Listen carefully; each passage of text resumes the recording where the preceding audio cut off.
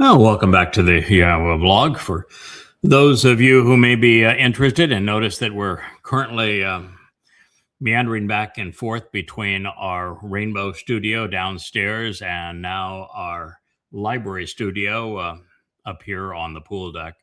It's because the weather has been quite frightful outside here in the Caribbean, and our ocean studio would be a bit problematic until the storminess dies a bit down. We're happy to have the blustery conditions and the rain, which often accompanies it, because we live on an island and our water is what falls on our roof, and our electricity is what hits our solar panels.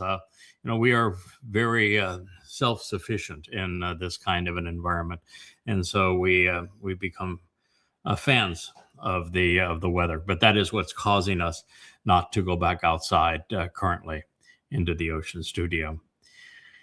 Here in our library studio, we were continuing the story of the last mashal, the last word picture, and even though we have finished our presentation of mashal, which is a Proverb 31, it directed our attention to what had caused the intervention, because it is the story of a surrogate mother visiting with her son, and her son is the Son of God, the Messiah and King, David.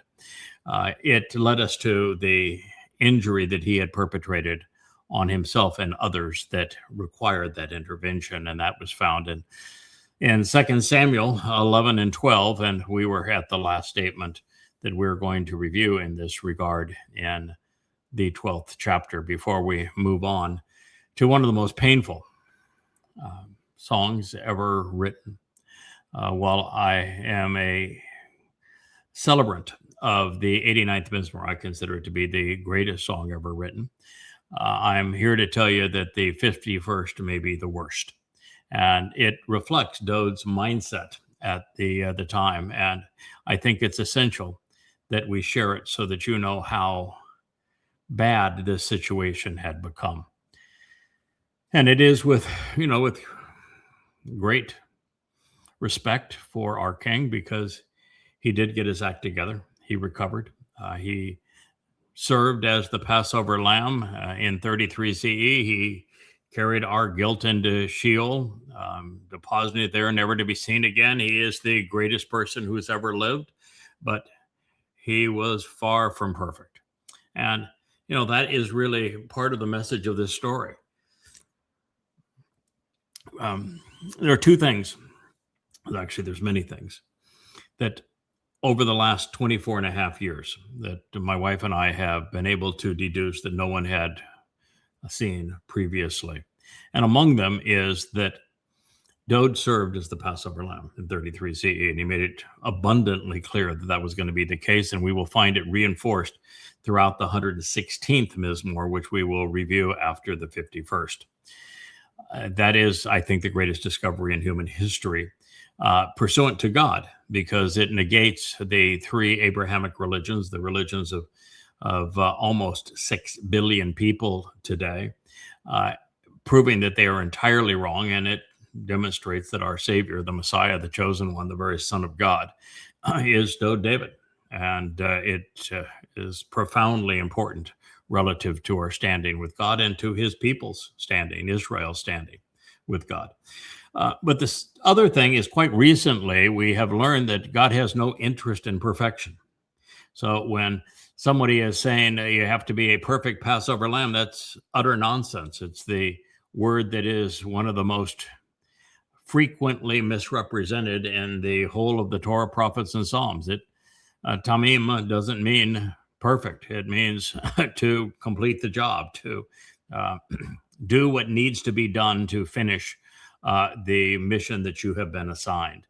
And Dowd did that. He recovered in his relationship with Yahowah, and then proceeded to fulfill the single most important mission ever afforded any of us, and that is the fulfillment of Pesach, Matzah, and Makurim in year 4000 Yah, making him the ideal candidate to do these very things, because he did what needed to be done.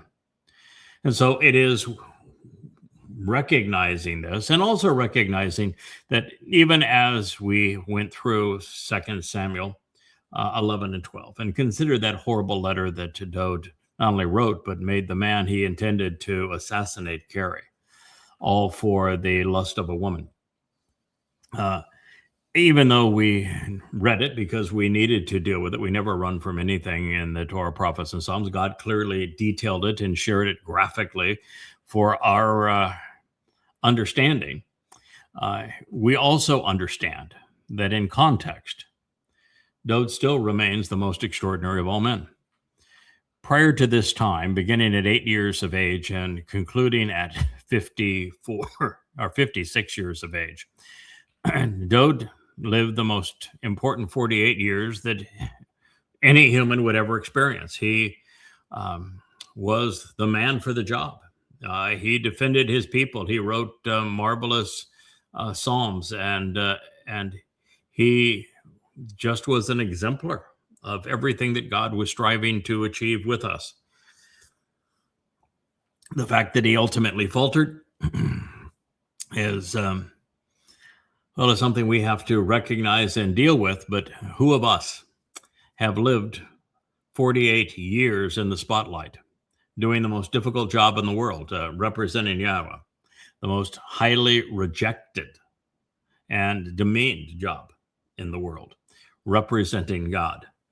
And he did it for 48 years. That's longer than anyone else. That's 8 years longer than Moshe. In fact, Moshe actually gave up in a year and just went through the paces after that time. It's extraordinary what the man did, and we need to keep this in context. So Nathan replied to Dowd, "Nevertheless, Yahowah Abar will one day pass over your Chata, guilt, through your purifying offering. You will never die." Samuel listened to God, 2 Samuel 12:13. If you pay attention, with this being stated by Yahowah regarding Dowd, then you must acknowledge that there is no credibility in Judaism, Christianity, or Islam. Christianity was the first of those three religions to develop. And if you read the book of Acts, you have both Peter and Paul claiming that Dowd was dead. And because he was dead, they felt at liberty to steal every promise Yahowah made about him, including his titles, Son of God, Messiah and King, even Savior, and give them to their construct, their product of identity theft, Jesus. But the very fact that it's acknowledged here, you will never die, means that they lied. Now, I know they lied, and I make that point every time we go downstairs to the Rainbow Studio, because using Paul's and Peter's own words, I rip them to shreds and prove that there is nothing that they say that is rational or true.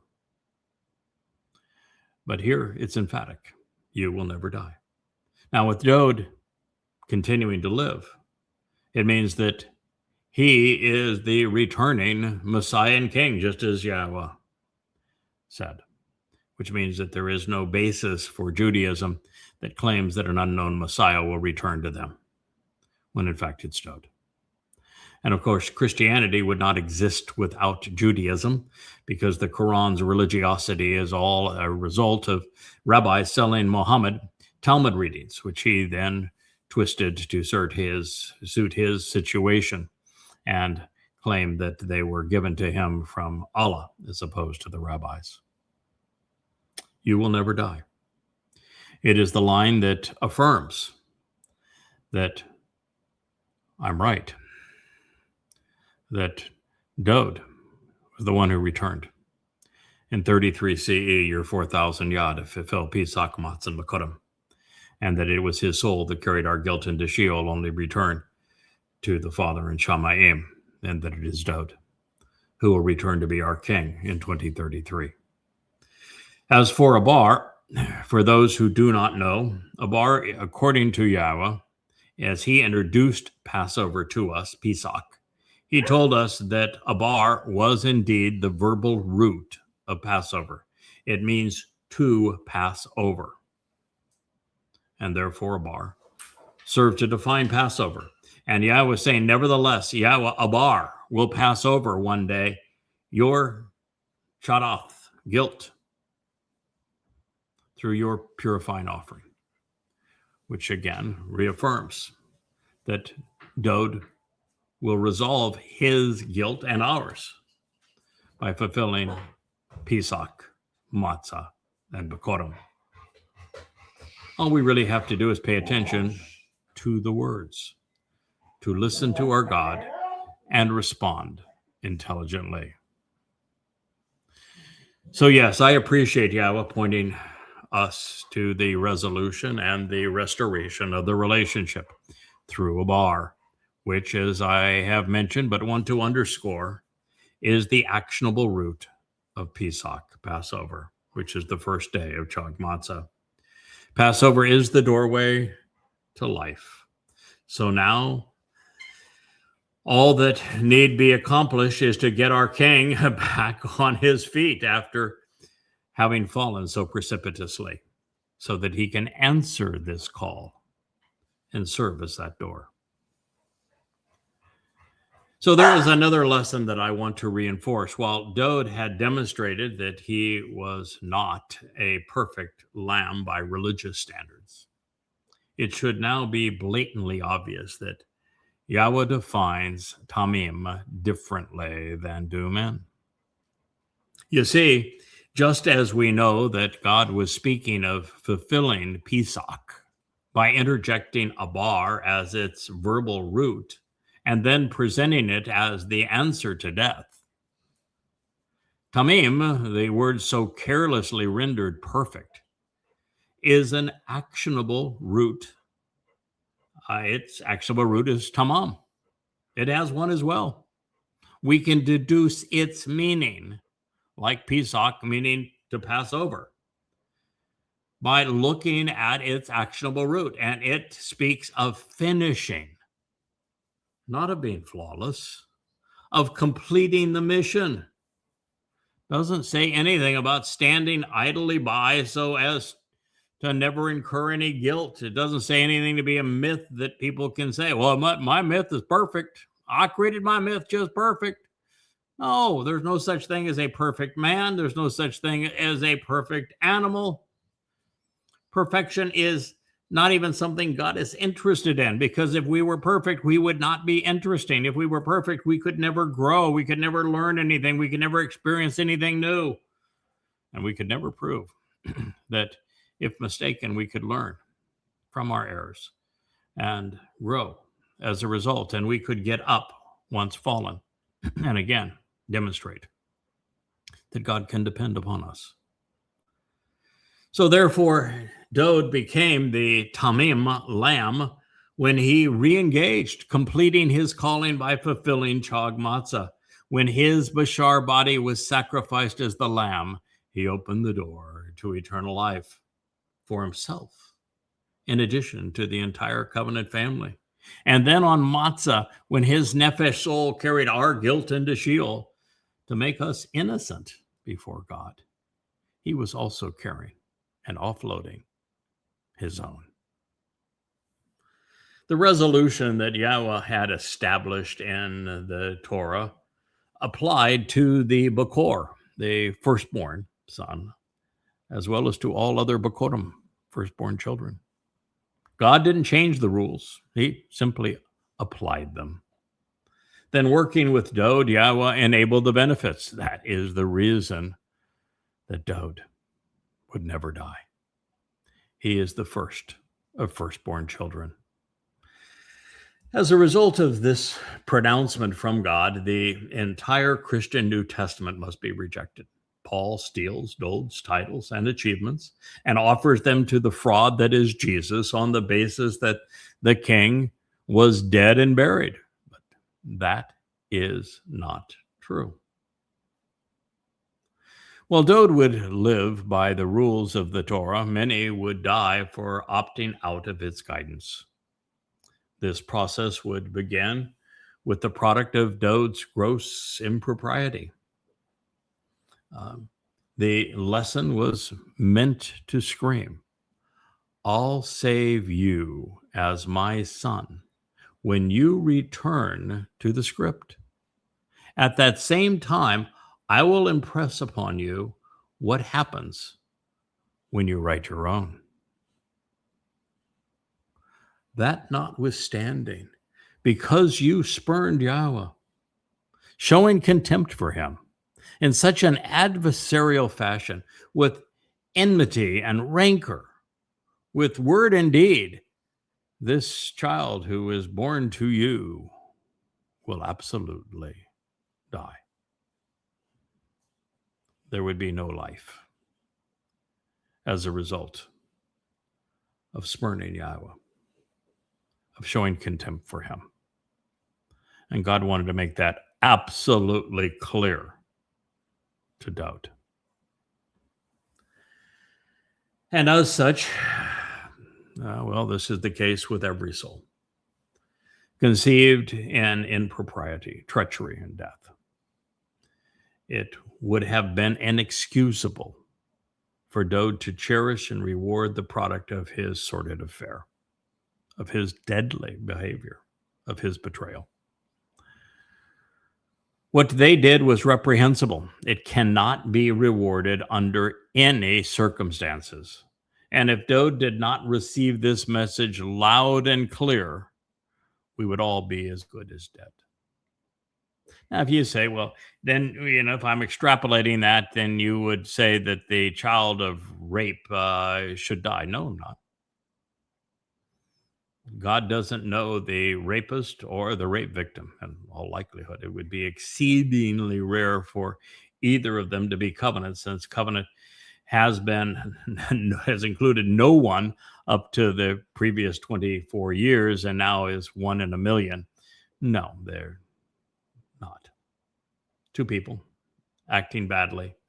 That child has every reason to live. It is the child's fault. But this was no ordinary man. This is the chosen one. This is the Son of God. This is the Messiah and the returning King. And for him, under those circumstances, it was not appropriate.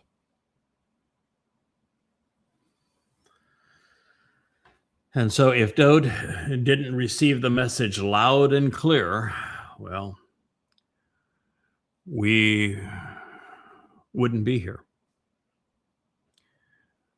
God was uncompromising in this regard. The king's introduction is sufficient to tell us everything we need to know about what follows. This was what he wrote immediately after God dressed him down. He was angry. He was depressed. He was likely intoxicated, drinking way too much wine. He was thinking with the wrong head, as they say. He was out of his mind. What I'm going to share with you now is easily the most despicable song ever written by someone who is familiar with Yahowah. It will be hard to present this to you. And you're going to notice in this throughout, I'm copying an attitude. I am relentless. I will say every step of the way, what's wrong is wrong. I'm not going to take Dowd's side. Yahowah doesn't. I won't. Now, that said, my wife and I do intervene. This is one of the most important interventions of all of human history. I'm going to share the details of that with you as we move through this process.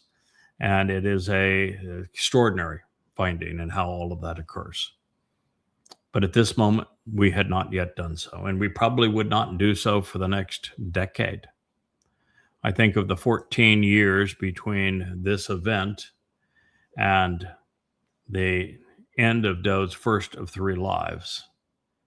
He just wallowed in misery. It was one mistake after another. I think it was during the last 4 years of this existence and then first 4 years of Solomon's reign. When Solomon took the throne, he was only 12 years old. He needed some parenting too. So this is before our intervention. It begins. To the Nashak, the enduring director, the eternal conductor, for the continuously supervised. It's a mizmor, a song, a psalm of Dowd. When Nathan, giving, the Nabi prophet, came to him regarding the relationship upon him pursuing after Bathsheba, promised daughter. Pretty clear when this one was first uttered. So looking at this with older and wiser eyes, there is another pertinent way to interpret the otherwise common La Nashak, enduring director introduction. La Nashak can also convey that this was written on behalf of the continually supervised, not just the eternal director, but it would be the eternal director continually supervising Dowd, one way or another. This would be consistent with the 89th Mizmor, where Yahweh admitted that he would be constantly keeping watch on him. It is also the conclusion I drew from the last Mashal. The Amah and her Baal will be serving in this capacity, and we have in the past, and I think we will do so for at least the next 1,000 years, the blink of an eye and Yah time. So perhaps I'm prejudiced in this regard, but I'm put off by anyone begging for forgiveness. That's how religions work, but not relationships. Stop doing the things that irritate God and then focus on what pleases him. That's the solution. Stop doing what irritates him and then start doing what pleases him. Simple. Don't beg for forgiveness. God has delineated the path to him. Follow the path. Listen to what he says. Act upon it. It's real simple. He's not going to do something special for you. You could beg until you're blue in the face, and all it's going to do is irritate him. He delineated a specific process to earn his trust and to become part of his covenant family. Follow it, accept it, acknowledge it, agree with it, or don't. But don't pretend that God's going to make an exception for you, because he's not. And that even includes Dowd. God's consistent. He's dependable. He laid out the plan. Either accept the plan or don't. But don't beg God to change it just because you want him to. Come to grips with what went wrong and clear away the obstacles that led to the misadventure. Show that you have learned from the mistake by commencing corrective action. Sharpen your resolve and immediately re-engage in a productive way, better equipped and more resolute. I tell every friend that I've ever known who is going through an depressing circumstance where they think that the world has collapsed around them and they don't see any way out, and woe is me, and I just wish I wasn't even alive. And they just wallow in it. And I said, good grief, man. Stop it. Get out of yourself. The solution to depression is always the same. Get out of yourself. Stop doing what brought you into that situation and start doing things that are worthwhile. Focus on helping somebody else accomplish something worthwhile. Make your life count. The moment you stop wallowing in misery and start acting in a way that is appropriate, that is conducive and beneficial to others, your solution is before you. Your problem is solved. So, sharpen your resolve. Re-engage in a productive way. Always better equipped, more resolute, having been toughened up by having fallen and proving that you can get back up and go again. Turn the failure into an opportunity to rise above it. Stop wallowing in self-pity. Simply foreclose on the ensuing depression by turning your failure into a teaching opportunity so that you and others learn the lesson and don't make a similar mistake. You're not the first person that failed. You're not the first person that's been disappointed. Get over yourself. Prove to yourself, to those who know you, and to Yahowah that you can stop being annoying and that you can get up and get going, lifting the tide rather than riding it out to sea. It really all gets back to Eden and to Adam. He climbed up in the tree and tried to hide within it rather than disengaging from that which was opposed to Yahowah's instructions. He begged for clemency by failing to be accountable. He not only failed to cease irritating God and failed to learn anything from his poor judgment, there was no attempt at all to improve, to get out of his own head and to do something that showed Yahowah that he could be trusted. Dowd was in the woe is me phase, begging for forgiveness rather than doing the things to earn it. If I've hurt your little feelings, I'm not sorry. This is a life lesson that would serve all of those on antidepressant medicines. Stop depending on chemicals. Stop depending on the psychiatrist. Stop wallowing in your pity. Stop being miserable. Do something worthwhile.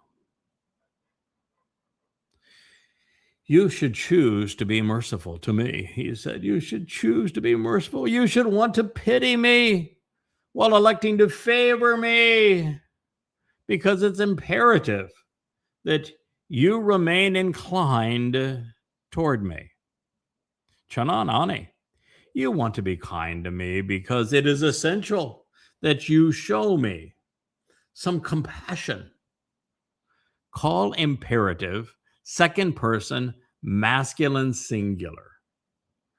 Elohim, God, in the manner of your loyal love, your unfailing kindness and deep devotion, your unwavering favoritism, and consistent with your compassion and tender affection. You must, or at the very least you should want to, blot out and wipe away my Pesha, my rebellion and revolting defiance, as I breached the agreement, my hostile stance, my indignance and mutinous insurgency, as I reneged on my commitment and I rejected our alliance. Psalm 51:1.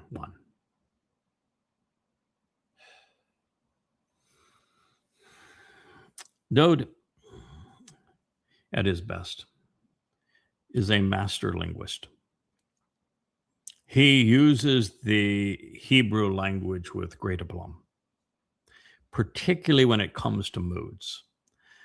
And for those who do not know, Hebrew is unique in that there are 3 volitional moods in the Hebrew language. The cohortative speaks of first-person volition. I want you to forgive me. I want you to be inclined favorably to me. If he had said that, that's fine. Wouldn't have mattered, but it would have been fine. First person expression of volition, the cohortative. That's not what this was. It was written in the imperative. The imperative can be, as the name suggests, a command. I'm ordering you, commanding you, demanding that you are merciful to me. Yeah, that's not going to work with God. The imperative mood is often used as a hypothetical with a possibility. Maybe you should consider, even though the odds are not likely or great, that you should treat me favorably. That's not good either, is it? And I'm here to tell you that while there are times when you can project on Yahowah his will, you can say, Yahowah, I know this is what you want to do because you've said so.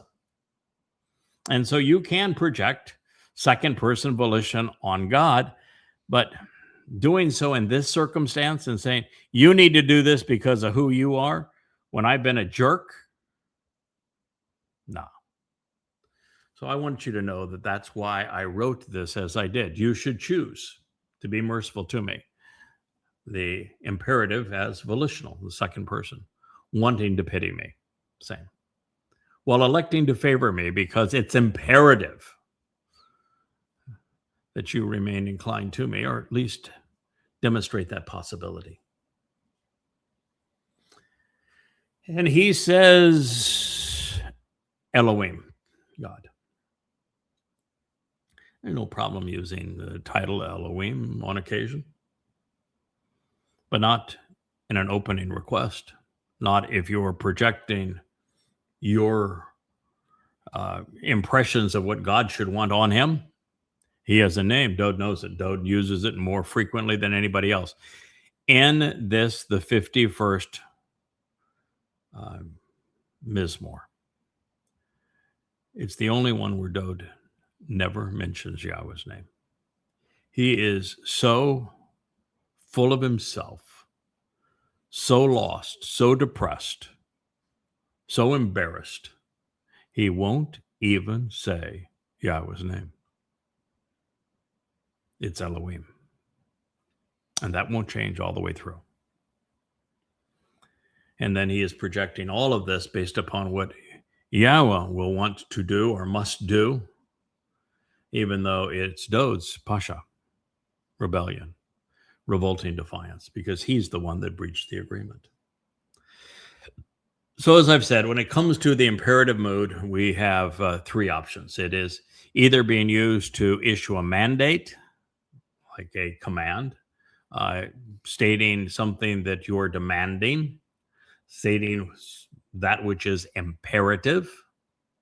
It can be an indication of the will of the individual being dressed, or it can be a hypothetical, saying that there is a mere possibility, even though it's not a likelihood, that you're going to do this, that, or the other thing. However, in this case, all three approaches are not only wrong, they miss the point. It's Dowd who wants Yahowah to forgive and forget. To express that sentiment, he should have conveyed his plea in the cohortative mood, conveying first person volition, his will. God has clearly stated his position on this, which is that he is exceedingly disappointed. He is disgusted. And that there would be no ongoing or immediate remedy, that the remedy was Passover 1,000 years from now, and that the consequence to Dowd and to his people would be severe.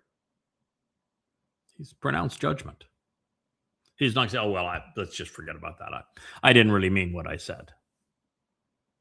No, a God who forgives those who beg for it, it bears no resemblance to the God of the Towrah.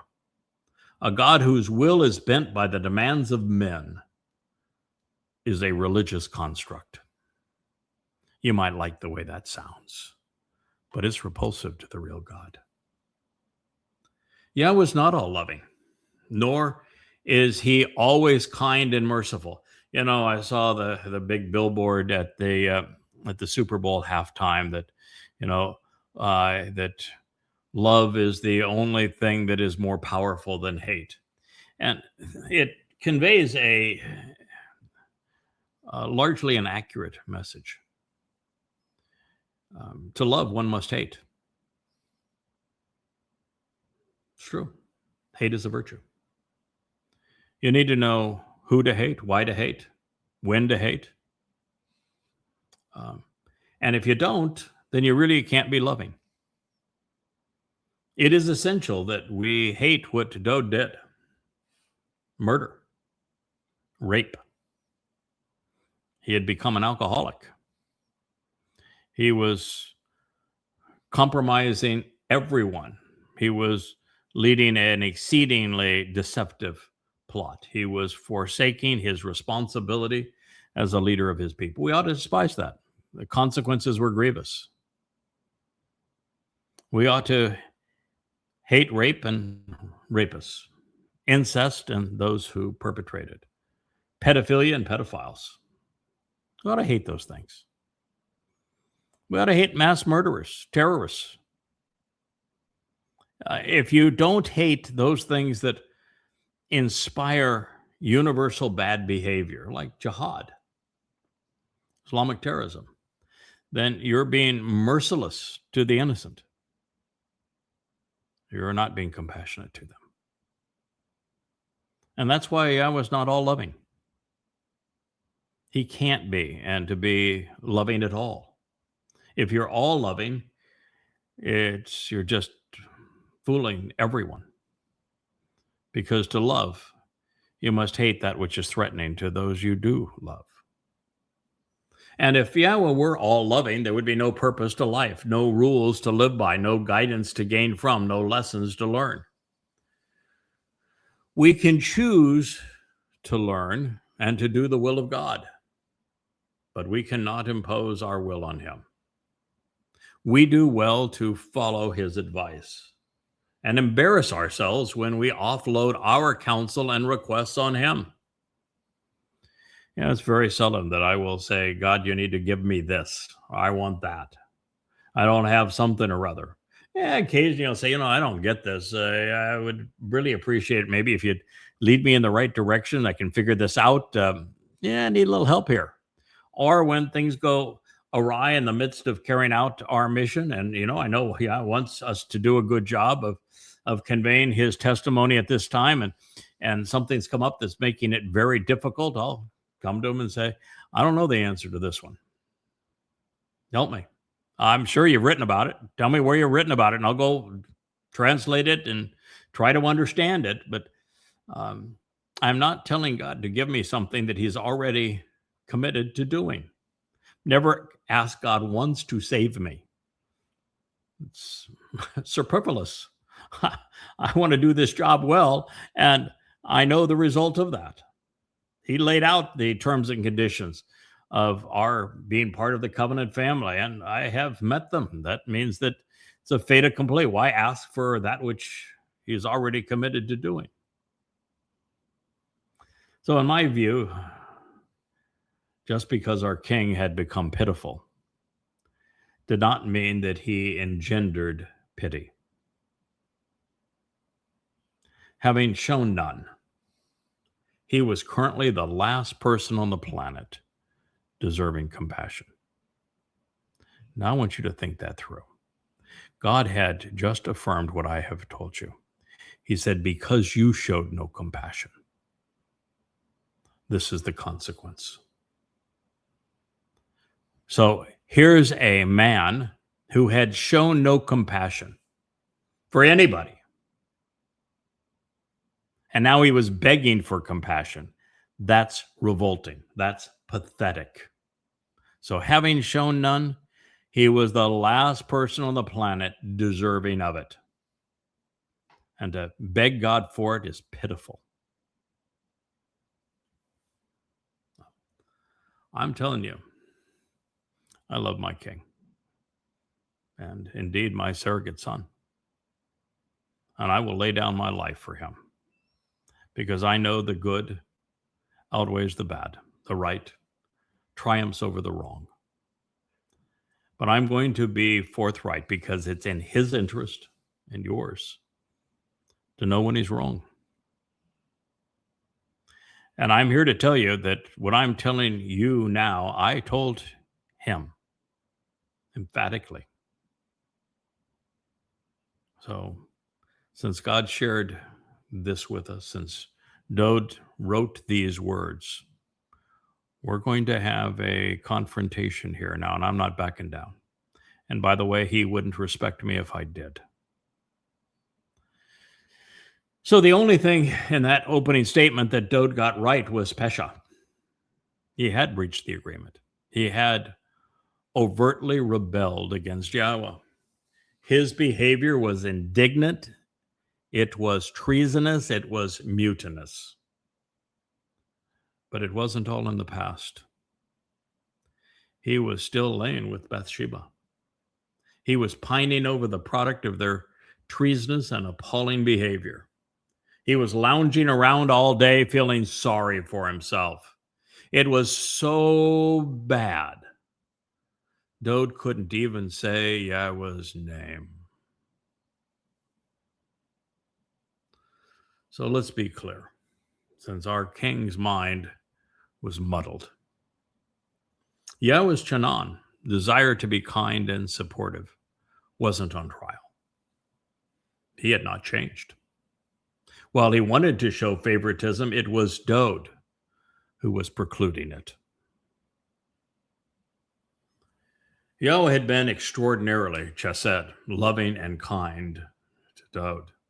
And he would be again after the intervention of the Amah and her Baal, Yadah.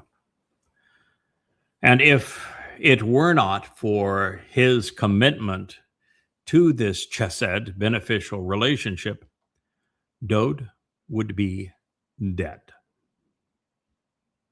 The fact he is still alive and the promise that he would never die is tribute to the fact that Yahowah remained chesed, deeply devoted to his wayward son, in recognition that they would accomplish something extraordinary together.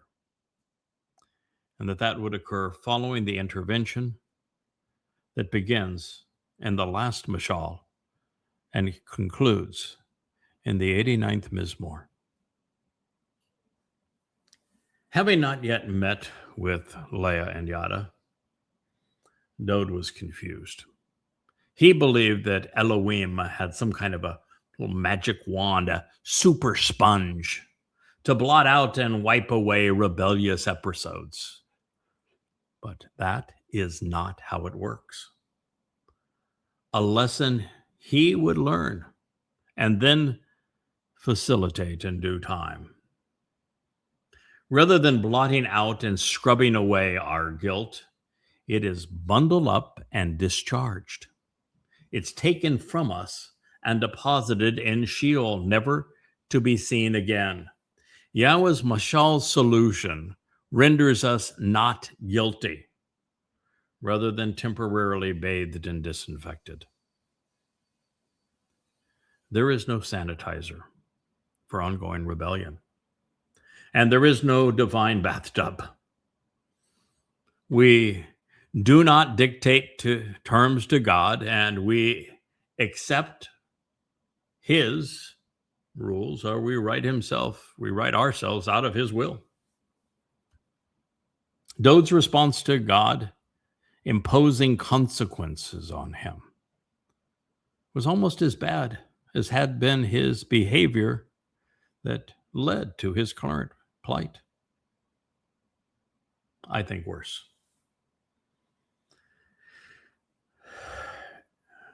He said, "It is imperative that you choose to intensely and to the full extent of your ability provide many ongoing."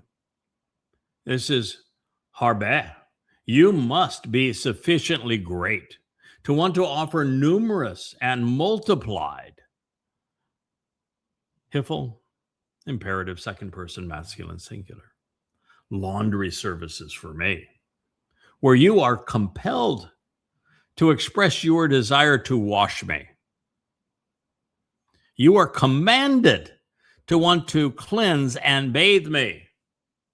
Also in the imperative mood of my awon, my punitive consequence of my perversions and my corruptions for having bent and twisted the truth, of my guilt for having distorted what is right, becoming wrong, and from Chata, my misleading ways, and for having gone astray, from me missing the way, forfeiting the relationship, and bearing the loss of being wrong, for me having led others astray.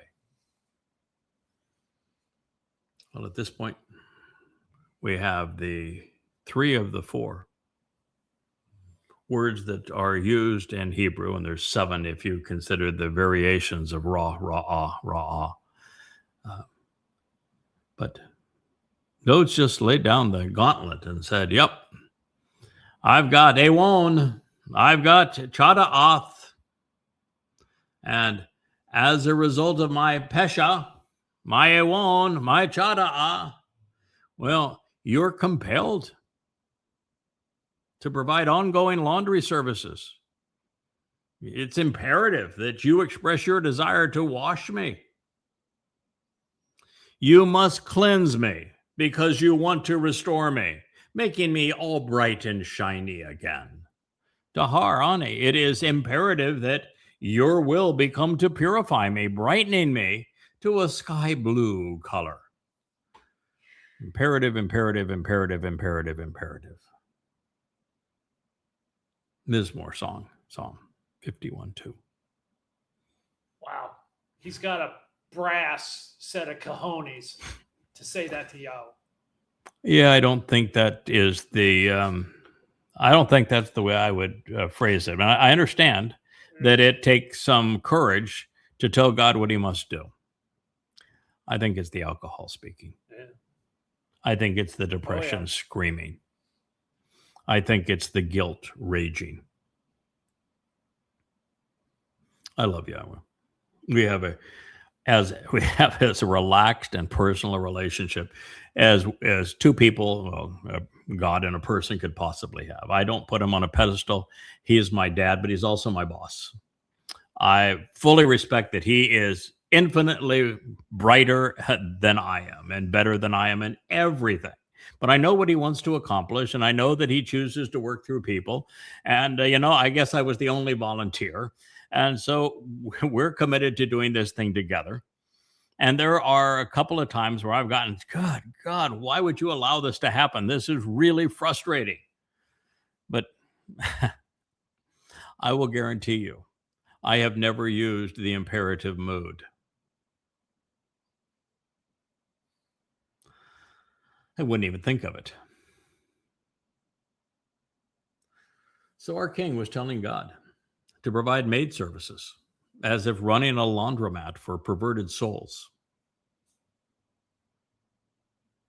I'm not going to pretty it up. That's what he said. He was even dictating terms because the compelled laundry services would be ongoing, numerous, intense, and done with a smile. A happy ending. He was telling God he was going to do it and he'd like it.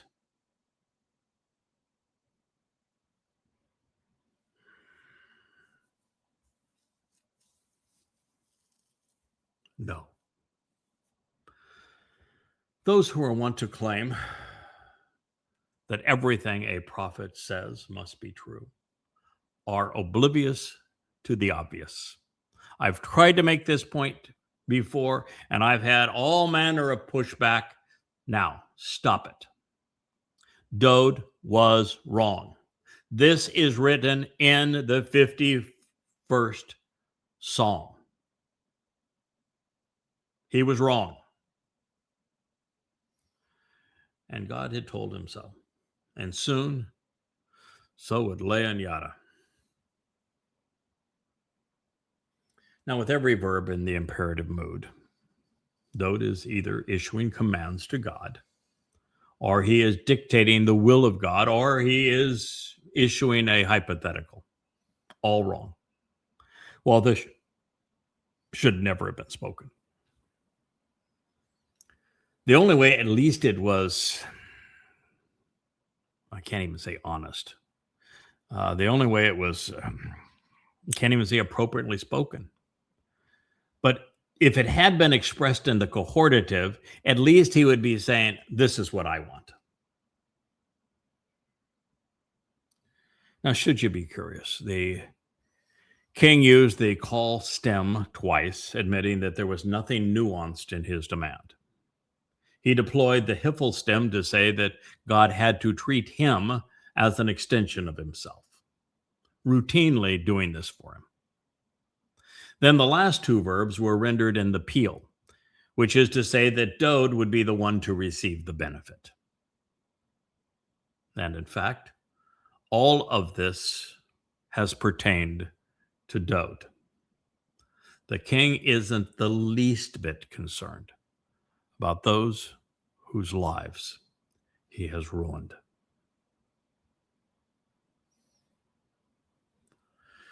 Make no mistake, this isn't just about lustful killing. By rebelling against God and extinguishing the light of Yahowah over the titillation of adding an additional woman to his harem, Dowd opened the door that I have spent the last 2 decades trying to close. So you will have to overlook the fact that I'm upset. I have invested 10 years of my life closing the door that he opened through this horrible behavior and subsequent rant. Why? Because Dowd disqualified himself from being seen as the Son of God, as the chosen one, as the Messiah, as the returning King, and especially as our Savior. He trashed every wonderful thing Yahowah had to say about him and that Yahowah had promised to do with him, leaving God hanging and distraught. Dowd had become a dishonorable son, a bad husband, a worse father, a derelict defender of his people, a gluttonous king, a corrupt person, and a horrendous example. The consequence wasn't just unraveling of Yisrael and the torment of continuous death and destruction of his people, which he didn't give a damn about at the time. Yahowah says, because you have done this, Israel will never lay down the sword. It will be harassed for a very long time. He didn't give a damn. He didn't ask for the defense of his people. He says, me, take care of me. He wasn't trying to save anybody but himself. It's despicable. The consequence wasn't just the unraveling of Yisrael, because as a result of this sordid affair, Dowd made it easy. He made it inevitable for the Twistians and then the rabbis to renounce and to replace him.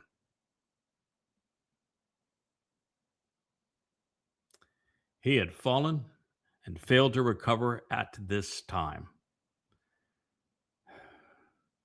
And there would be no way to substitute. Had he not done so, I'm just telling you, had Dowd not made an absolute fool of himself, and he had not been despicable in every possible way, had he not fallen and failed to recover at this time, there would have been no way to substitute Jesus or Bakakva as replacement messiahs. The unrelenting demonization and resulting religion of Christianity, the betrayal of Jews by Judaism, and the resulting rabbinical Talmudic curse of Islam would never have occurred. There would have been no diaspora. There would have been no Holocaust. And Yahowah knew it, which is why he was so distraught.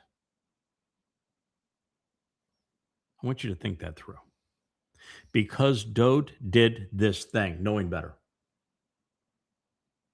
and then dug himself in even deeper. Everyone who has read this story recognized that he disqualified himself for every favorable thing that God had said about him, and that he left the religious wide open for a replacement Messiah, a better one, a new Son of God, a better one, an entirely different Savior. And the consequence for Jews, for Yehudim and Israelites, and for the world of Goyim, who would be lured away from God by those false messiahs. Devastating. Billions and billions and billions of people would die because of what he did.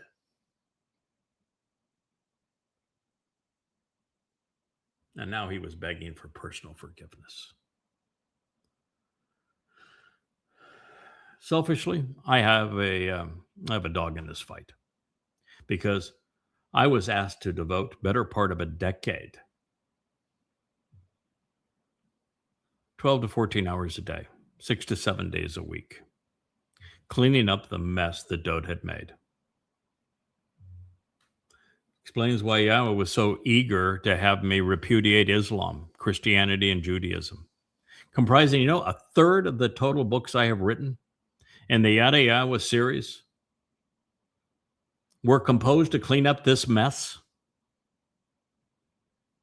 5 volumes of Twistianity, 5 volumes of goddamn religion, 3 volumes of Babel, all to clean up the mess that became inevitable because of what Dowd did. So yeah, I've got some skin in the game here. The serious advocates of these religions all know what Dowd did, and they readily justify the imposition of their counterfeit messiahs as necessary improvements. And that's why we have to deal with this. Rabbinical Judaism despises Dowd. They deny him as the Messiah. They deny him as the Son of God. They deny him as their Savior. They deny him as the returning King. Why? Because of this. As for God, Dowd put Yahowah in a terrible situation. If he failed to confront Dowd's Ra, Pesha, Awon, and Chata, it's patently obvious that the king would have continued to act inappropriately and try to cover his tracks. He would never, ever have dealt with his departure from Yahowah and his Towrah. He would have re-engaged, negating any possibility of fulfilling the Moedim. There would be no serving mankind or saving humankind. But by having done so, by overtly exposing and censuring his son, he gave the religious the rope to hang him. And they did. As for God, he did what came naturally to him.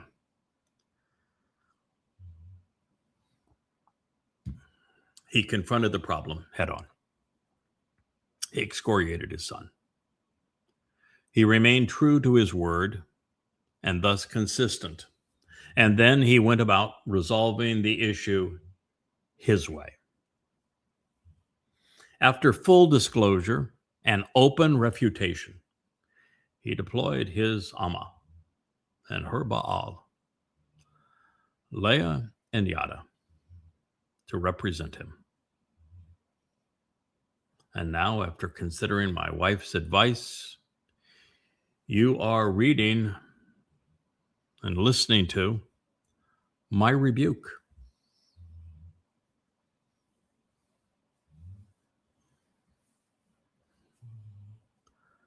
But please, I know this is harsh, but I want you to keep in mind, in the way that God has positioned Leah and myself, he is our son too. He stumbled and fell. But prior to that, the fact is he outperformed all of us. And after our intervention, he would do so again.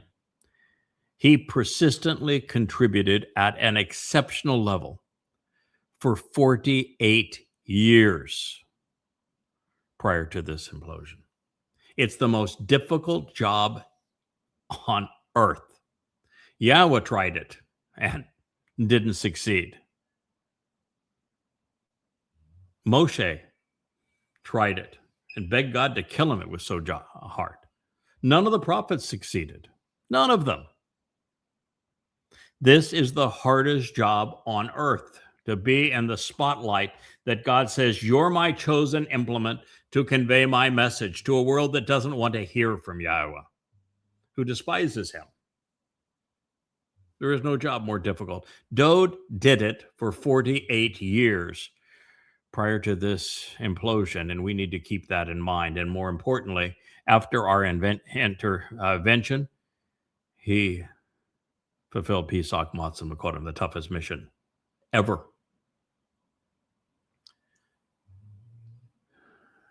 Dowd more than made up for her failures because he fulfilled Chag Matzah. Once he came to recognize who he was, what he represented, and what lay before him in his second and third lives, he more than manned up. But at this point, he did not know any of those things. I was wrong when I told you that Dowd figured it out because I did. I told him.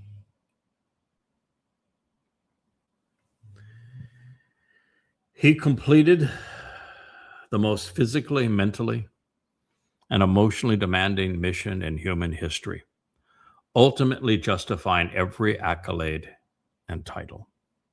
Do you know why I could tell him he was going to sacrifice his body being crucified by the Romans and then go into hell for a heavenly cause?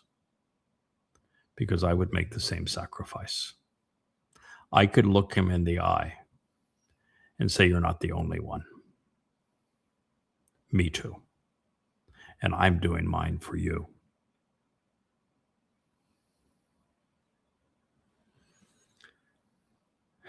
He had done something horrible. But had he not recovered and reestablished trust with Yahowah, which was the purpose of our intervention, none of us would be here to listen to any of this. Capiche? So I'm in a position where I can scold him based upon what he did, based upon what he said. But no one else is. I've earned this right. I've earned this responsibility. It is my responsibility. I'm not going to shirk my responsibility. But anybody else that wants to criticize him ought to be careful. Because he is God's beloved. Because he invested 48 years in the spotlight, doing the most impossible job in the world. And then in his second of 3 lives, he allowed the Romans to crucify him to fulfill Passover. And then he carried our guilt into hell to save us. So don't go there. Know that it happened. Know that it was resolved. Know that with this appointment of this job and 24 years already invested, 32 by the time that Dowd returns, and 8 before I was born into this life, I have been given this responsibility and I'm not going to shirk it. So yes, I am openly and aggressively criticizing the king, Dowd, as did Yahowah. but I'm doing so because I love him. I would grow to respect him. I have a bromance with my son. I know how much he ultimately means to me, to you, and to God. I know he got up and got going in the most amazing way. So I have no issue when we're through this, restoring his luster, burnishing his resume, and reestablishing his reputation. And you're going to see that again as I present to you the 116th Mizmor after this. And then I'm going to present the 89th from an entirely different perspective. And it serves as undeniable proof. But we're not there yet. So continuing with our lesson here and now, there are 4 Hebrew words, 6 if you consider their derivations, that are commonly, albeit inappropriately, rendered as sin. 3 of those were spoken by Yahowah in his dressing down of Dowd. They are Ra, evil neighbor, and malcontent countryman. Ra'ah, evil individual promoting that which is wrong, and Ra'ah with the hay, misleading and malignant shepherd. To these, Dowd has added Pesha, rebellion and revolting defiance by breaching the agreement. Awon, the punitive consequence of perversions and corruptions for having bent and twisted the truth. And Chata, misleading ways, and for having gone astray.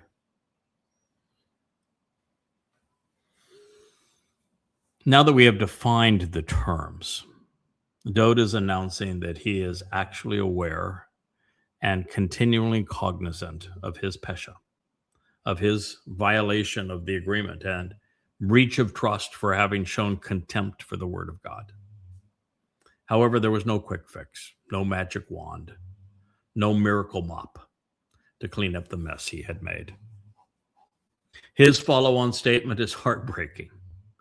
The fact that he has Chata forfeited the relationship for having led so many astray, neged, tamyd, now defines who he has become. Past, present, and at least for some time into the future. Indeed, I myself am actually and continually cognizant of, Yadah. I am genuinely and habitually aware of and familiar with, call imperfect, my Pesha, my rebellion, and revolting defiance for breaching the agreement and violating the trust. My Chata, misleading ways for having gone astray, are conspicuously before me. They're beside me, all around me, closely corresponding to me because they continually proclaim what I have become, neged and tamyd. They remain in plain sight right in front of me, ahead of me and trailing me, and clearly and constantly announcing and expounding upon who I have presently become. Mizmor, Psalm 51:3.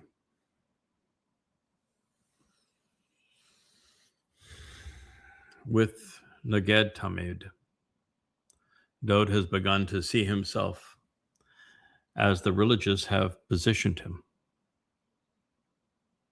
as too errant, too immoral, to be perceived as right. His notoriety precedes him, announcing who he had become long before his arrival. The problem wasn't going away, and things were going to get much worse before they would improve. But at least he had begun to Yadah. Now, I would be remiss if I didn't reveal that tamyd, continually, persistently, perpetually, is just one letter away from tamim,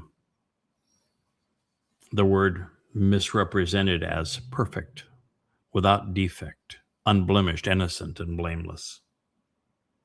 This correlation between these words becomes even closer when we realize that the ym suffix on tamim makes tam a plural adjective, and tamyd continuing, to be persistent, and tamim, the word errantly rendered perfect, share the same actionable root, tamam.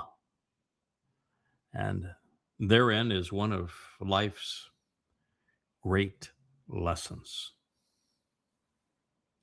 Yahowah is not seeking perfection, as it would serve no purpose and it would be tragically counterproductive.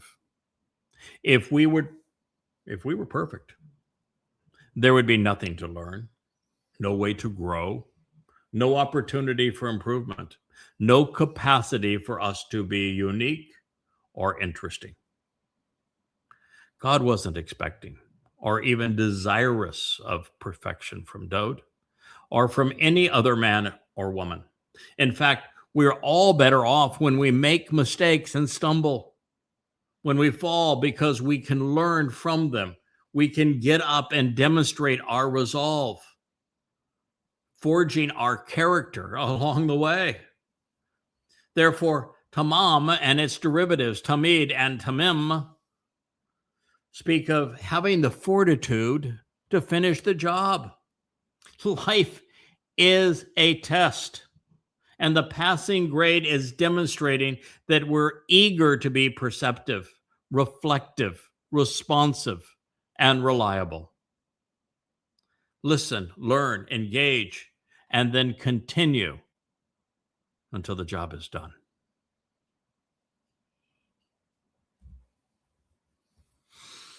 This is what the religious miss when they justify creating false messiahs to replace the imperfect one God is ultimately endorsing. He knows what they miss. Dowd fulfilled his mission. He completed the most difficult and demanding challenge that any man has ever faced. He endured crucifixion to open the door to life on Pesach, and he went into hell on Matzah to remove his guilt and ours. Therefore, my critique of him is because I, too, have a job to complete, and it includes reestablishing Dowd's relationship with Yahowah and then restoring his reputation with his people, because only then is the job complete. And in the present moment, prior to our intervention, the king simply doubled down on Chata, going away and becoming misleading by using the verbal root. And then Dowd would add a dose of raw, evil ineptitude into the mix. But I think I've said enough for today. I'm going to conclude this program at this point.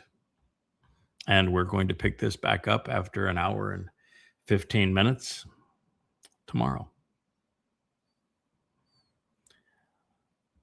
I am, in one breath, sad that I have to expose my beloved son and our king in this way.